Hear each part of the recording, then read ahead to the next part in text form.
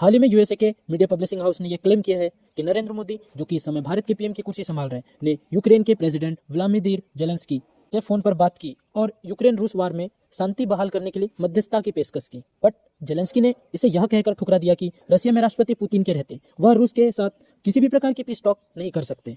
तो आइए जानते हैं, इस वीडियो में हम इन डेप्थ एनालिसिस करते हैं कि क्या सिनेरियो क्रिएट हो रहा है वर्तमान में रशिया और यूक्रेन वार के संदर्भ में। प्राइमरली इसके दो ही रीजन समझ में आते हैं। जेलेंस्की अपने लोगों को बताना चाहते हैं कि जी, रूस में जो आज समय व्यक्ति पावर में है ना, वह जिम्मेदार है इस युद्ध के लिए और हम पीछे हटने वाले नहीं है, हम लड़ेंगे। और थोड़ा इसमें अति राष्ट्रवादिता वाला फैक्टर भी ऐड हो जाता है कि हम अब रशिया से अपनी पूरी जमीन वापस लेंगे ताकि यूक्रेनियन उन्हें एक सशक्त लीडर समझे। दूसरा कारण ना, जेलेंस्की इनडायरेक्टली रशियन को कह रहे हैं कि जी, इस वार के पीछे सिर्फ और सिर्फ एक व्यक्ति की उपज है जिसने दोनों देशों के लोगों को, आम लोगों को और देश को आर्थिक रूप से सफर करना पड़ रहा है। जी, आप लोग रशियन बहुत अच्छे हैं, आप युद्ध के पक्ष में नहीं है, बट आपकी जो पावर संभाल रहे हैं ना, वह व्यक्ति एक तानाशाह है और ये पुतिन की व्यक्तिगत और राजनीतिक हित के कारण आज युद्ध हुआ है और रशिया आज पूरे विश्व में आर्थिक प्रतिबंधों और आइसोलेशन से जूझ रहा है और रशियन लोग भी दुनिया में आइसोलेट हो गए हैं। देखो, जब भी कोई रशियन ना जेलेंस्की की इस स्टेटमेंट को सुनेगा ना, तो इवेंचुअली उसके दिमाग में कहीं ना कहीं यही सब बातें आएगी कि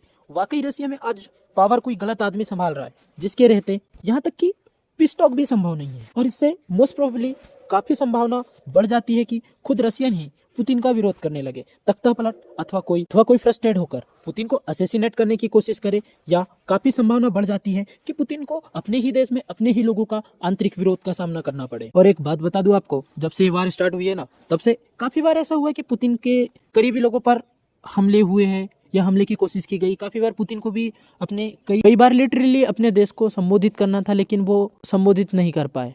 कई बार उनका कार्यक्रम ऐसा टाला गया। इसके प्राइमरली यही कारण थे। पुतिन का ब्रेन कहे जाने वाले मास्टरमाइंड अलेक्जेंडर डुगिन पर भी एक हमला हुआ जो इवेंचुअली फेल कर गया, लेकिन हादसे में उनकी बेटी डारिया डुगिन की मौत हो गई थी। जब वार में रूस को यूक्रेन वापस पीछे खदेड़ने लगा था, कई मीडिया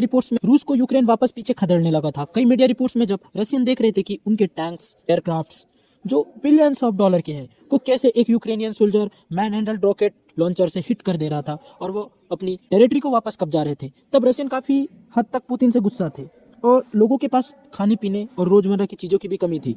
इस चीज से ना रशियन का काफी मोरल डाउन हो रहा था और काफी फ्रस्ट्रेटेड फील कर रहे थे रशियंस युद्ध को लेकर। जब वार में एक ऐसा टाइम आया जब रशियंस पीछे हट रहे थे, तब पुतिन आर्मी मोबिलाइजेशन की घोषणा करने वाले थे, किंतु इसके लिए भी अपने देश को संबोधित करने के लिए जो कार्यक्रम होता था उसे बताया जाता है कि कई बार उन्होंने टाल चुके थे क्योंकि इनपुट्स थे कि उनके ऊपर हमले की कोशिश हो सकती है। तो ये बात थी रशिया की। बट हम बात करते हैं कि जेलेंस्की को कहीं ना कहीं ये बात एक्नॉलेज करनी चाहिए कि रशिया में कोई भी प्रॉपर लोकतंत्र तो है नहीं। व्लादिमीर पुतिन रूस में जीवन पर्यंत राष्ट्रपति रहने वाले हैं। पुतिन की सोची समझी रणनीति के तहत यूक्रेन पर अटैक किया गया है और इसे पहली बात तो रूस अटैक नहीं मानता, वह इसे एक मिलिट्री ऑपरेशन कह रहा है और वह पीछे हटने वाला है नहीं, क्योंकि ये रशिया और पुतिन की प्रतिष्ठा की भी बात है। एस्टिमेट बताते हैं कि जो क्षेत्र अभी रशिया कब्जा रखा है उससे लगभग 12.4 ट्रिलियन यूएस डॉलर के तेल, गैस, खनिज संसाधन रशिया को मिल जाएंगे। उससे रूस को इतने रिसोर्सेस मिल जाएंगे कि रशियन इकोनॉमी वापस से स्मूथली रन करने लग जाएगी।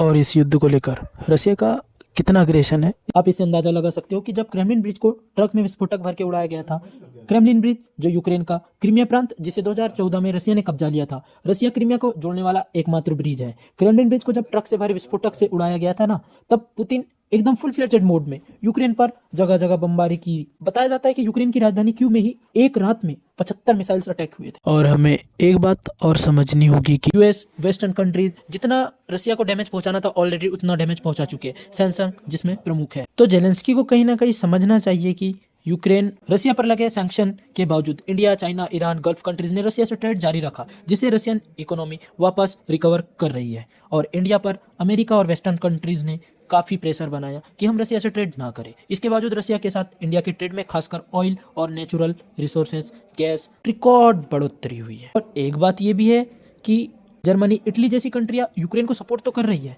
किंतु रशिया के खिलाफ उतना कड़ा स्टांस ले नहीं पा रही है, जिसका मुख्य कारण है पूरे यूरोप को नेचुरल गैस की जो सप्लाई होती है ना, वो रशिया करता है, जिससे एनर्जी व इंडस्ट्रियल यूजेस के लिए आज भी यूरोप रशिया पर डिपेंडेंट है। कई देशों से यूक्रेन को अब उतनी असिस्टेंस मिल नहीं रही है जितनी मिलना चाहिए। रिसेंटली क्या हुआ, यूएस प्रेसिडेंट को जेलेंस्की ने हेल्प के लिए फोन किया और फोन पर उनकी बहस हो गई। मामला ये था कि जेलेंस्की उनसे जितने डॉलर की सहायता मांग रहे थे और बाइडन उनको समझा रहे थे कि देखो जी जेलेंस्की, मेरा भी अपना घर है और मुझे भी उनको हिसाब देना होता है। सो ऐसे ही आपको अपनी मर्जी से नहीं दे सकता। खैर ये बात अपनी जगह है, लेकिन यूएस ने साफ कर दिया कि असिस्टेंस मिल रही थी ना देशों से, अब वो धीरे धीरे कम हो रही है। हाल ही में जैसे अमेरिका ने कम कर दी, और देखा जाए तो यूक्रेनियन इकोनॉमी बहुत ही तबाह हो चुकी है। बात करें कि इस पीस टॉक के लिए इंडिया ही क्यों, तो इंडिया बतौर कंट्री बहुत ही अच्छे रिलेशन एंजॉय करता है दोनों कंट्री के साथ, और हमारा अभी तक काफ़ी न्यूट्रल स्टांस रहा है इस युद्ध को लेकर। हाँ, इस युद्ध के बाद में हमारा इंडिया और रशियन जो ट्रेड है वो काफ़ी बढ़ा है, लेकिन उसके पीछे हमारा नेशनल इंटरेस्ट है। लॉन्ग स्टोरी शॉर्ट ये है कि इस युद्ध को लेकर दुनिया बढ़ चुकी है और जितना डैमेज ओवरऑल रशिया को पहुंचाना था उतना हो चुका है। जेलेंस्की को शांति वार्ता के लिए सोचना चाहिए, जो यूक्रेन के लोगों व रीजन के पीस के लिए भी अच्छा होगा, क्योंकि यूक्रेन वार और सर्वाइव नहीं कर सकता। फिलहाल में सीज फायर कर पीस टॉक तो एटलीस्ट करनी चाहिए, जो यूक्रेन के लोगों के भी हित में हो, क्योंकि यूक्रेन अब वॉर एफर्ट नहीं कर सकता। तो फाइनली ये था कंप्लीट एनालिसिस हालिया में जो यूएस मीडिया ने क्लेम किया था कि इंडिया के प्रधानमंत्री नरेंद्र मोदी ने रसिया और यूक्रेन के बीच मध्यस्थता की पेशकश की थी। इसके बारे में आपकी क्या राय है, आप कमेंट सेक्शन में दे सकते हो। धन्यवाद।